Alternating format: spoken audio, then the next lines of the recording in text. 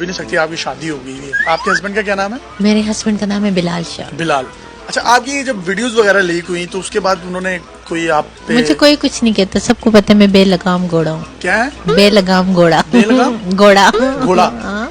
तो मतलब आपके हस्बैंड ने आपको कुछ नहीं कहा उसमें? मुझे कोई भी कुछ नहीं कहता। तो आपको दुख तो हुआ होगा जब अपनी वीडियो लीक हुई होगी। ऐसा मतलब उस वीडियो में कुछ था भी नहीं। तो ऐसे ही नहाते हैं सारे, वॉशरूम में तो नंगे ही होके नहाया जाता है। कोई आज तक कपड़ों समेत नहाया अगर एक हाँ, मतलब कोई बुरी बात नहीं, parts of body doesn't Gore matter. भी ऐसे ही घूमते हैं, मैं भी गोरी। तो ये तो, लेकिन हमारा तो इस्लामिक कल्चर है ना, हमारा कल्चर वो वाला नहीं है।